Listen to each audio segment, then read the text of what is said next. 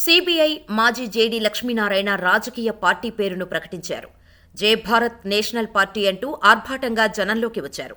IPS అధికారిగా మంచి పేరు సంపాదించుకున్న వివి లక్ష్మీనారాయణ ప్రజలకు ఇంకా ఏదో చేయాలన్న లక్ష్యంతో రాజకీయాల్లోకి వచ్చారు. 2019లో విశాఖపట్నం పార్లమెంటు స్థానం నుంచి పోటీ చేసి ఓటమి పాలయ్యారు. కొంతకాలం జనసేన పార్టీలో చేసినా ఎక్కువ కాలం ఉండలేకపోయారు. చట్టసభల్లో అడుగు పెట్టాలన్న లక్ష్యంతో నిరంతరం పనిచేస్తున్నారు. ప్రజలకు దగ్గరయ్యేందుకు వివిధ సామాజిక కార్యక్రమాల్లో పాల్గొంటున్నారు.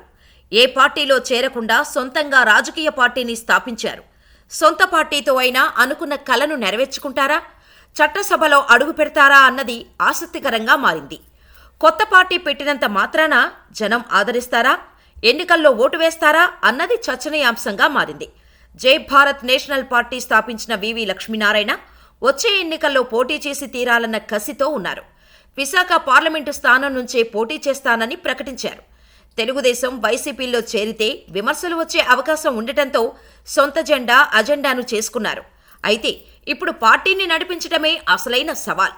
ఢిల్లీ ముఖ్యమంత్రి కేజ్రీవాల్ మాదిరి సక్సెస్ అవుతారా, లేదంటే మెగాస్టార్ చిరంజీవిలాగా మధ్యలోనే చాప చుట్టేస్తారా అన్న ప్రశ్నలు జనం నుంచి వస్తున్నాయి. జనంలో మెగాస్టారుగా పేరు సంపాదించుకున్న చిరంజీవి ప్రజారాజ్యం పార్టీని ఎక్కువ కాలం నడిపించలేక కాంగ్రెస్లో కలిపేశారు. పవన్ కళ్యాణ్ జనసేన పార్టీని స్థాపించి గత ఎన్నికల్లో పోటీ చేసినా గెలవలేకపోయారు. అభిమానులు కూడా ఆయనకు ఓట్లు వేయలేదు. వారికే సాధ్యం కానిది లక్ష్మీనారాయణ సాధిస్తారా అన్నది తేలాల్సి ఉంది.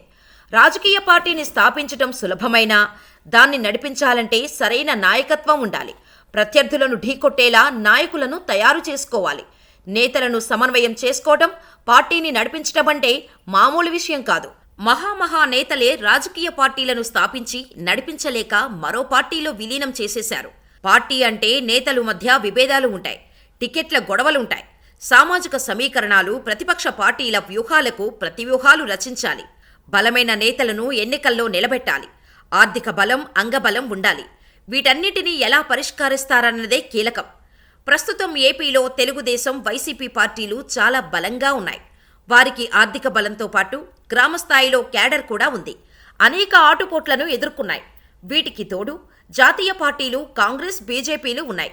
వీటన్నిటినీ కాదని జనం జై భారత్ నేషనల్ పార్టీ వైపు వస్తారా, లక్ష్మీనారాయణను అభిమానించే వారంతా ఓట్లు వేస్తారా అన్నదే ఆసక్తికరంగా మారింది. గత విషయాలకొస్తే దేశంలో అయినా తెలుగు రాష్ట్రాల్లో అయినా బ్యూరోక్రాట్లు రాజకీయాల్లోకి రావటం, సొంత పార్టీలు పెట్టడం కొత్తేమీ కాదు.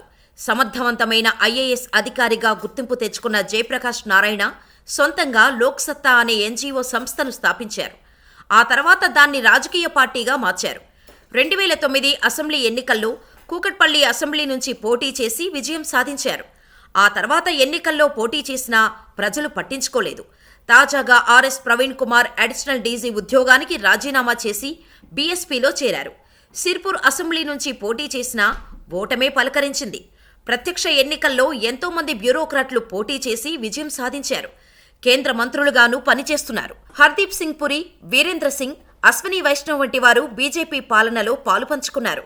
ఐఆర్ఎస్ అధికారిగా ఉన్న కేజ్రీవాల్ పార్టీని స్థాపించి అధికారంలోకి వచ్చారు. పంజాబ్లోనూ పార్టీని అధికారంలోకి తెచ్చారు. మరి జేడీ ఏం చేస్తారో చూడాలి.